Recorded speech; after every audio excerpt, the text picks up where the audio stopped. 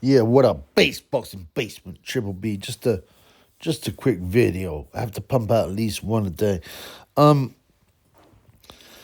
this involves James Mackenzie Morrison, aka Kenzie Morrison, his fighting name. He has three names actually: James Mackenzie Morrison, Kenzie Morrison, and James Mackenzie Witt. He's one of Tommy Morrison's sons, obviously. And he's mainly known for that, although he is, been a pro heavyweight for some years now. We'll get on to that. But basically, he's been signed by Bare Knuckle, BKFC, which is Bare Knuckle Fighting Championship, I think. Yeah, which is quite interesting. And did Bare Knuckle's gathering some weight in America? I mean, obviously, it's a bit for guys that have maybe failed at pro boxing, maybe have dropped out of the UFC, random tough guys. But it still delivers some very nasty action, some good knockouts, some violence. Obviously, with bare knuckle, you imagine there's a lot of facial injuries.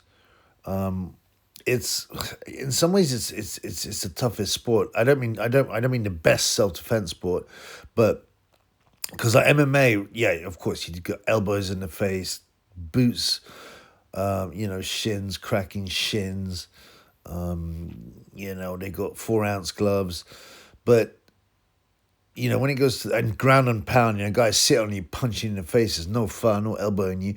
I get it, but with bare knuckle boxing, it's pure. Almost all the shots are to the face and bone on bone. So it's kind of you got to have a good pain threshold for bare knuckle boxing. That's for sure. He was gonna fight Ibeabuchi, the Nigerian rapist. Everyone goes, "Oh, he could have been the best world heavyweight champion ever if he hadn't become a rapist." People talk nonsense. I mean, I Ibeabuchi, we don't know. We don't know. The president, as he was called, had a good record. He killed Chris Bird, won a unanimous decision against David Tua.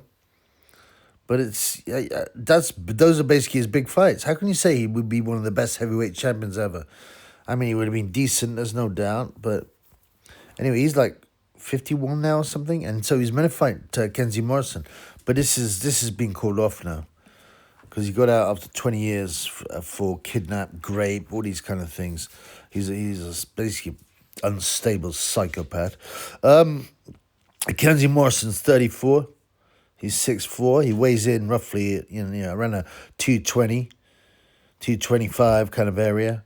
He's been as high as 245, I think, but I think his best weight is 225. He's a bit taller than his dad. There's another Morrison called Trey Lipe Morrison. Obviously, they use, the names of their dads, right? Even though I don't know how big a part their dad had in their upbringing. They've got different mothers, I think. They both look like Tommy. I think Kenzie looks a lot more like Tommy. But Trey Lipe as well. I don't know what's happening in his career. He last had a fight in 2021. He got sparked in a round by an unbeaten guy called Mark Balogun. Unbeaten at the time. He's only got one loss now to Murat Garcia, but I think he's given up Trey Lipe. But he ended up with 18 wins, 17 KOs, and one loss by KO. But he never beat anyone near a name. He beat Ty Cobb. I think that was Ty Cobb. Maybe I'm tripping. I thought Ty Cobb was Tex Cobb's son, but actually I don't think so. Tex Cobb did have a son, but I don't think it's Ty Cobb. Tyson Cobb is completely not unrelated to Randall, Tex Cobb. Unfortunately, he lost his eldest son in an accident. And then he had a son called Joshua Cobb, who was briefly a boxer but didn't do anything. So, anyway, so Lipe did never really beat anyone of any real note. And his first real test kind of blew him out in a round. So he stopped instead. Kenzie has 22 wins, 20 KOs, 1 loss on points, and 2 draws. He had a couple of early draws. Neither of them had any kind of amateur career at all, I don't think. Has he got any names on him? Sam Shoemaker, right? He was 5-0 at the moment, who went on to bare knuckle boxing. He KO'd him in 2 rounds. He's KO'd a couple of half-decent journeymen, like Galen Brown. Now, the biggest win he's got is Hasim Rahman Jr., who was unbeaten at the time, 12-0. So, that's a half-decent win. But, Rahman Jr. is not that great, He's not that good. He even lost a 4-rounder to Greg Hardy, the UFC guy, in 4 rounds. So Hasim Rahman's not exactly a big sculpt, but it's something. And he moves into bare knuckle boxing. I don't know. Let me have a look at the BKFC rankings, because I bet you we get a bunch of names, ex-UFC fighters, ex-pros, pro boxers, this kind of thing. So what have you got here? Yeah, I can't find that much. On the actual website itself, it just lists the fighters. I can't find the rankings, but the heavyweights, Mick Terrell, the champion, he's a UK guy.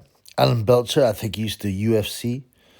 And if you look at the roster, they've got, as I said, Sam Shoemaker, who used to box as a pro fighter and got done by Kenzie Morrison. He's quite highly rated, allegedly. I mean, yeah, it's a bunch of has-beens and big guys and tough guys, but it doesn't mean it isn't worth watching. It doesn't mean that they can't fight, Who else is there that I reckon? Joey Beltran, he was a pro, right? But I think he's not as a heavyweight. Houston Alexander, he's got 4 wins. He was a UFC guy, I reckon. Ben Rothwell was a UFC guy. He's got 4 wins, no losses. So there's names there. But like I said, they're guys that have dropped out, of pro boxing or UFC. But they look pretty tough, They're stunning ugly. So it's gaining popularity. We don't know who he's going to fight, Kenzie. We don't know who he's going to fight. But I've watched a few of these, and they're pretty violent, man. And there's some pretty what's it called? Oh, Steve Aurelius. He used to be a pro, a black guy. He's also another ex-pro boxer.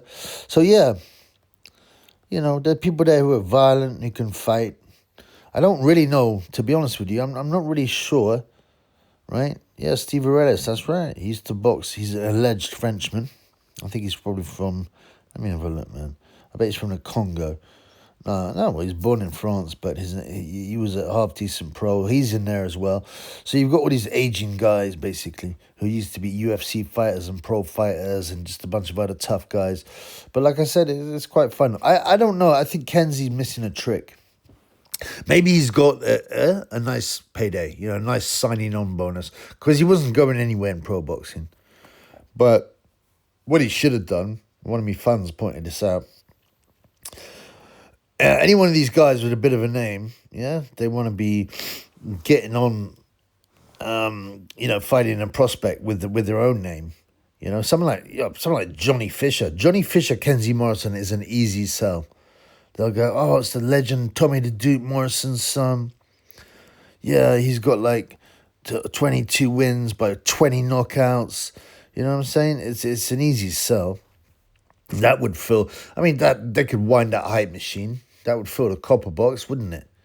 Tommy Morrison's son vs. Big John Fisher's son. You know what I mean? So I don't know, man. He may be getting a very good signing bonus. I don't know how much money there is in BKFC. At this point, I doubt there's that much.